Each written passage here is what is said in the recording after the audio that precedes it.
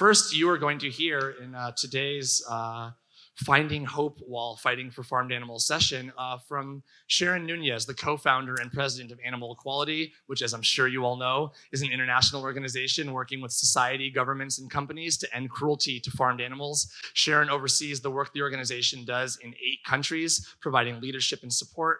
Their work has been featured in some of the most important media outlets across the world, which we have all seen many times, of course, including the New York Times, CNN, BBC, the Sunday Times, amongst others. And they've been often selected as one of the most effective animal protection organizations around. Please give it up for one of my friends and heroes, Sharon Núñez. Thank you. Thanks, Michael. Can you take the computer?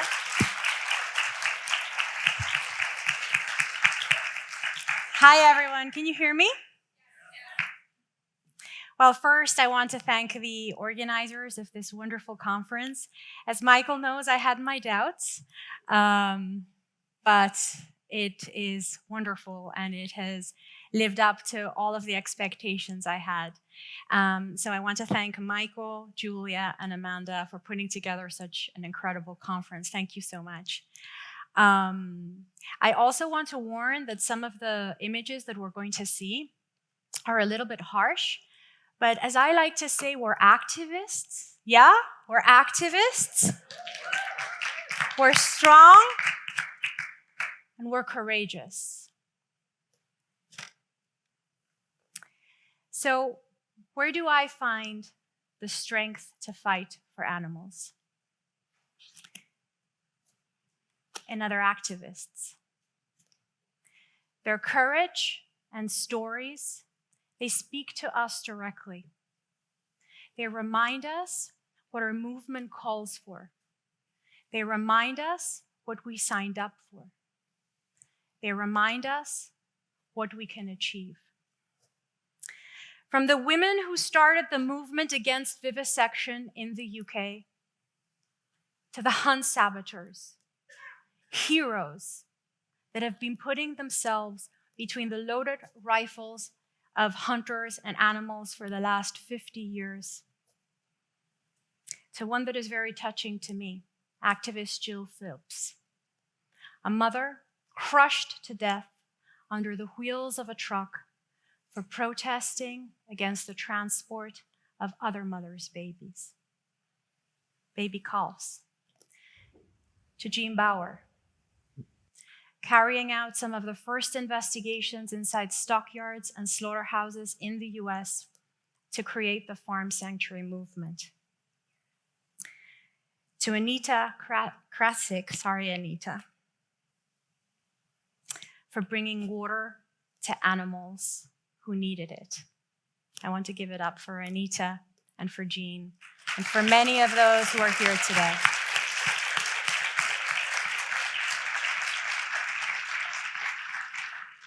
To the most recent Smithfield case, which you have all heard about, where 2 activists were acquitted on all charges after being prosecuted for rescuing 2 baby piglets. We share a mission. We are one movement making history. I'm Sharon Núñez. I'm Animal Equality's president and co-founder. But you know what? That doesn't matter. I am an activist. I became an activist to end the suffering of animals. And it was the stories of other activists and the belief that no fight was more important than animal rights. And in 2002, I decided I would dedicate my life to animals. This is me in a farm. I had the pleasure to be joined by actress Rooney Mara to show the conditions of chickens and farms in the UK. For that, I have faced great obstacles. I have seen animals I couldn't save beg with their eyes to be helped in the more than 51 farms I have visited. I have been arrested, my family threatened, for simply holding up a camera to animal abuse. In this photo, you can see here, I'm leaving jail. after 5 nights in a dark cell, and after being called an eco-terrorist with 11 other Spanish activists in the media. Through it all, I find strength in those of you who came before me, and those of you who are part of this history-making movement today. Today, I'm going to share with you 3 of the most inspiring stories that keep me being an activist. Henry Spira, Dulce Ramírez, and Sharon Núñez. I remember my first dream was to liberate all birds from cages, said Henry Spira in 1995.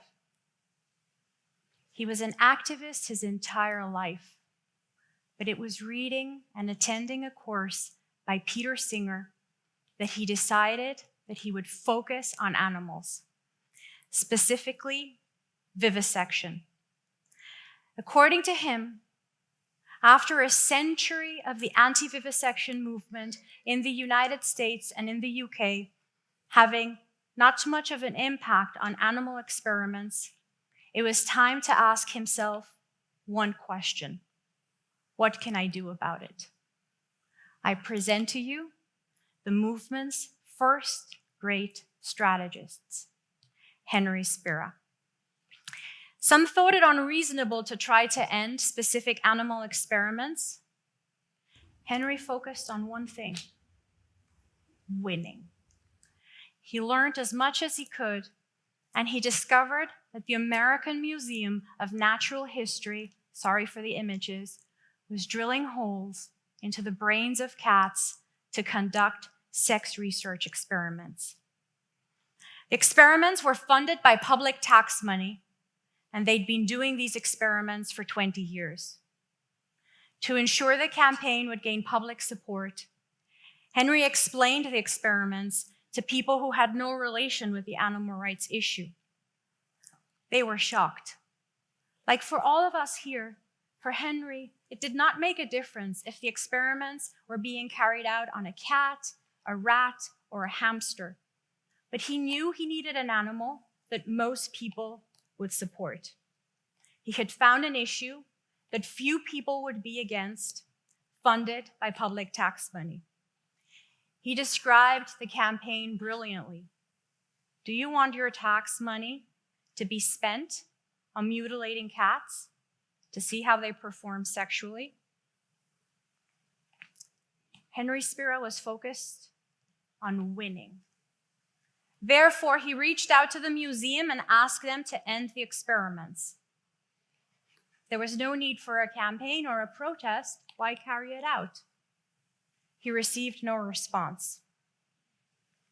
He had a vision, but he was also a great strategist. It was time to campaign. He wrote articles, including in the New York Times. He conducted protests. When the museum said it would arrest anyone who entered the museum with signs, the protesters wore T-shirts. Henry Spira used a series of novel strategies that are part of animal equality and part of our movement today. He encouraged corporations to stop funding the museum until they ended the experiments. Just like today, we reach out to company affiliates to ask them to stop supporting animal abuse when we campaign. This is Animal Equality's Compass campaign, where we're reaching out to Bank of America to ask them to drop Compass as they're using gestation crates. There's a little difference. Henry did it 40 years earlier. Henry was a master of conducting tactics. After 121 members of Congress got involved and expressed their opposition to the experiments, the funders of the museum had to pull out. It was the protests. It was reaching out to the affiliates. It was reaching out to Congress people. The experiments ended. It was the movement's, in my opinion, first great win. Once you know He said, once they know, you're not just looking to campaign. You're not just looking to make noise. What are you looking to? You're looking to win. He then moved on to even more unreasonable targets. Henry was called unreasonable his entire life. Revlon, he won. Revlon soon committed to funding the end of animal experiments. Avon, he won. He bought a single piece of stock, and that managed to give him access to a Procter & Gamble shareholders meeting and ask a question. Soon after, Procter & Gamble were telling him what they were doing to end experiments. Just one person, Henry Spira, one person. In 1995, Henry decided to focus on farmed animals. In my opinion, the animals that needed the most. He spent his last years of life battling cancer and focused to improve the lives of these animals. He managed to get face branding banned and cows being transported from Mexico, and McDonald's for the first time to strengthen the animal welfare policies. Henry Spira is an absolute hero of mine. I've read his book many times. I've watched his documentary. I always find inspiration. And he reaches out to us today. He asks us to refuse to give up. He asks us to believe that the fight is worth it. He asks us to please focus on results. Focus on what you can achieve, even if you're just one person.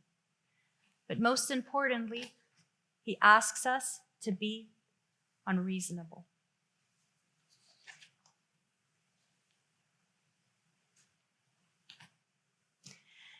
After having banned circuses with animals in Jalisco, Dulce knew it was time to fight for animals killed for meat.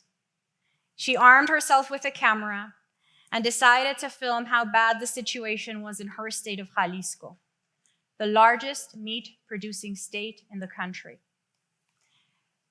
Dulce visited 36 farms and a slaughterhouse. She documented a newborn calf yelling for her mother minutes after being separated from her.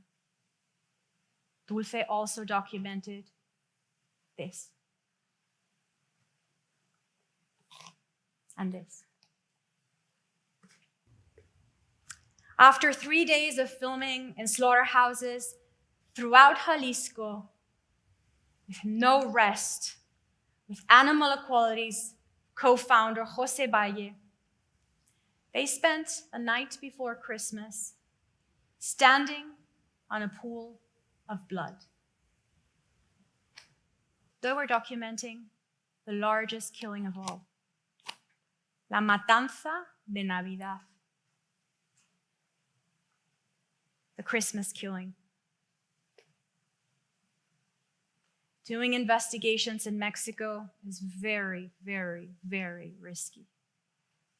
But that didn't stop Dulce. Once, she was stopped by the narcos and told to turn around or. That didn't deter Dulce, and it didn't deter another hero, Ari Nessel, who joined Animal Equality as part of our investigations in Mexico. Dulce used all of this pain and all of this suffering, and it did not make her weaker. No, it didn't. I work with her every day. It made her stronger. She built a team. She lobbied politicians. She was interviewed by the most famous journalists. She conducted protests. One politician she spoke to was so deeply moved by what Dulce had done and Dulce had showed him that he also decided it was time to do something. His name was Salvador Caro. Salvador took the images that Dulce had filmed to the Congress of Jalisco, the largest meat-producing state in the country, and in a large screen, confronted Congress people about the cruelty happening in their state. They were shocked. All of these footage were taken by our activists in Mexico. They're all real, everything that happened. Change was not only necessary, it was inevitable. It only took 4 months after viewing these footage for an initiative to be introduced in the state, where Dulce had raised her hand to film animal cruelty for months, for days, standing in pools of blood. 90% of Congress people in Jalisco voted to end cruelty.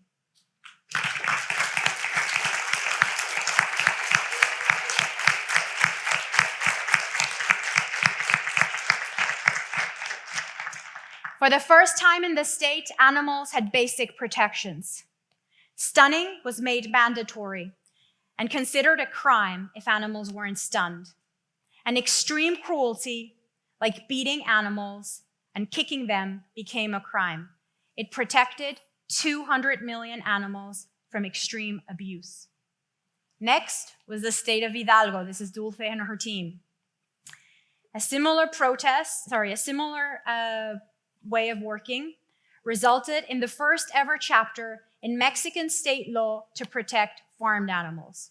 It includes a ban on starving hens to get them to lay more eggs, which is common practice within the egg industry. It bans mutilations without veterinary supervision. It stops animals from witnessing other animals from being killed in slaughterhouses. It makes stunning mandatory, and it includes cameras to monitor slaughterhouses. Dulce won't stop until all Mexican states protect animals. Her next effort is to change the Mexican Constitution to get animals recognized as sentient beings in Mexico.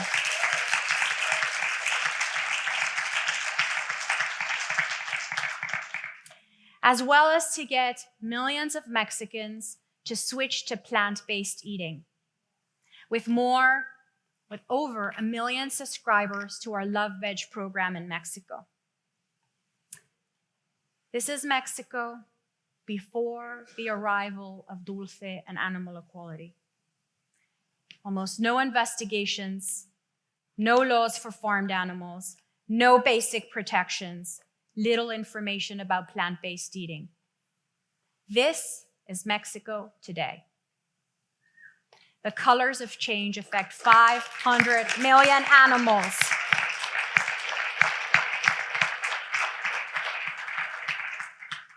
Dulce reminds us that we have agency in all situations. We have agency, that's our freedom. We can choose. If we find courage, and courage, which, we all feel fear. Courage is not the absence of fear. Courage is to move forward regardless of our fear. And her courage changed an entire country. Be the person whose courage makes a majority. And in this room today, we have Dulce Ramírez, who is there.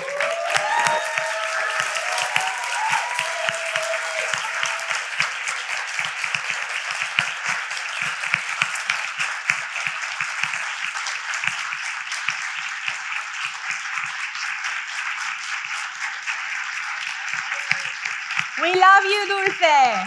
We love you, Dulce.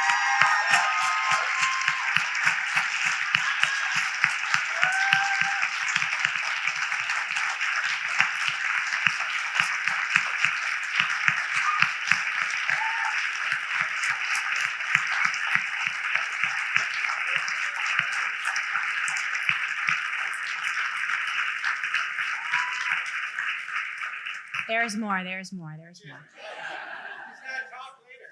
10:45. It was September 2007 when Sharon Thomas walked into the Hallmark Slaughterhouse in Chino County, California, as part of an investigation with the Humane Society of the United States. This slaughterhouse would be his life for the next 2 months. What he would film would shock the country and show how farmed animal cruelty is viewed in the US.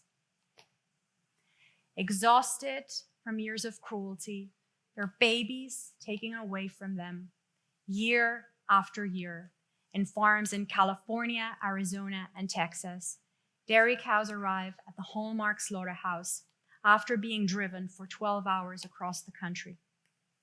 Their final destination, perhaps the worst of all. At arrival, some have swollen feet, others limp, some can't stand up. To move them out of the truck and into the slaughterhouse, workers tie chains around their necks and pull. They use electric shocks on them to get them standing and moving. On this occasion, a worker is so enraged, Sharon told me, I met with him 2 weeks ago to get this story. He put a hose over a cow's face and turned on the water. He did this for a minute, and then she collapsed. Sharon Thomas also filmed how cows unable to move were slaughtered and processed for meat, which goes against federal regulations. The meat from these cows was going to fast food chains and school lunch programs in California. Children were eating the mutilated bodies of mother cows who had never been able to take care or feed their own children. After ending the investigation, Sharon took the footage to the local sheriff. Feeling hopeless, the sheriff's office did not think that they had the power to seek prosecution. Sharon and the HSUS lawyers insisted they did. Finally, the sheriff's office brought animal cruelty charges. Sharon and the HSUS, ensured that such cruelty would not stay at a local level. He had documented that the slaughterhouse was slaughtering animals who could not move, which, as I said, goes against federal regulations, and that the meat was going into the food system. But in a room with USDA officials, they insisted it be a quiet process. The HSUS lawyers and Sharon walked out. It was time for the investigation to go public. After a huge media release, the USDA had to admit that the inspection process was inadequate. It resulted in federal hearings. I'm so happy about this. The first time in US history for farmed animals that a case reached Congress. Here is the owner of the slaughterhouse, the manager of the slaughterhouse testifying. When the owner of the slaughterhouse said, "Well, I have not seen this footage," a member of Congress told him, "Well, you must be the only person in the United States who has not seen it." There is more. This investigation resulted in the largest meat recall in US history, with 143 million pounds of beef recalled. This case is taught in animal law universities today.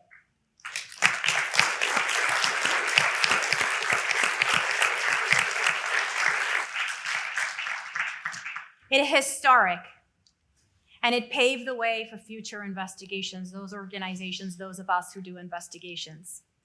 The first time a slaughterhouse was charged for animal cruelty. The first time farmed animal footage was shown in Congress. The first time an animal task force was created in Chino County, California, and the biggest media exposure for animal cruelty in the history of the United States. Today, Sharon continues with his mind set on uncovering the truth, now as Animal Equality's International Director of Investigations. He leads our investigations internationally and has been behind the release of dozens of investigations.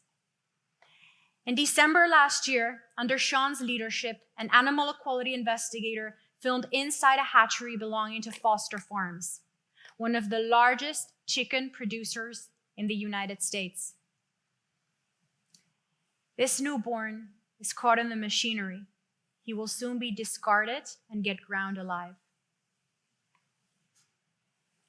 This newborn, he is scalded alive after getting caught up in a tray and ending up in the washing machine at the hatchery. Though it is difficult to get prosecution for animal cruelty, even with cases as shocking as this one, the sheriff's office completely ignored us. Sharon has worked with counsel to use any means necessary to pursue prosecution. And they have found a new way of seeking justice for these chicks, where Animal Equality will be the plaintiff. We're still working on it. Animal Equality is suing Foster Farms for animal cruelty. Sharon reminds us that we can't look the other way. We can't look the other way. We just can't. We can't.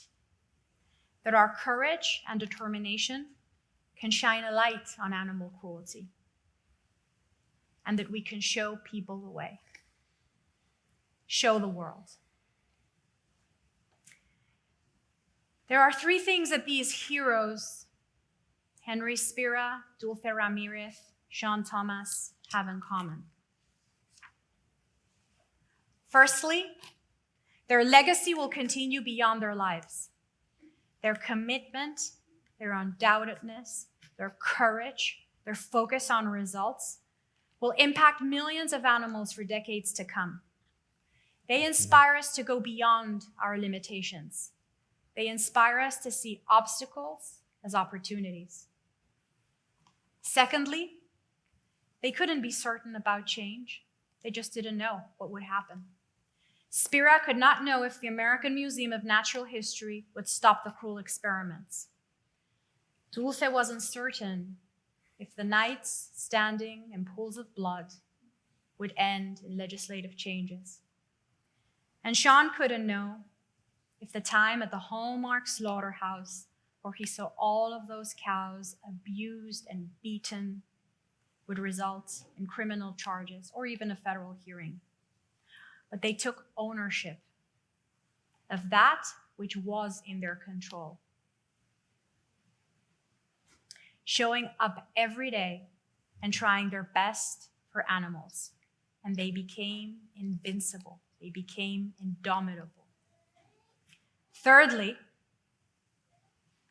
Henry, Dulce, and Sharon are part of our movement, as are you. These stories are bigger than them. They're your stories. But these stories are also bigger than you. These are the stories of the millions of animals that existed, exist today, and will continue to exist tomorrow. We stand with Spira and Dulce and Sharon in a battle between a cruel past and a more compassionate future. There is few of us, few soldiers fighting this battle against unimaginable adversity and powerful enemies. But they show us, and a lot of you in this room show us, that we can win. We can achieve. We can be unreasonable like Spira. We can be courageous like Dulce. And we can show the world what they need to know like Sharon. Every day, it's a daily decision. Wake up in the morning, we can make a choice. Obstacle or opportunity. Fear or courage. And I ask you today, what will you choose? Animals need us to answer. The sooner the better. Thank you so much.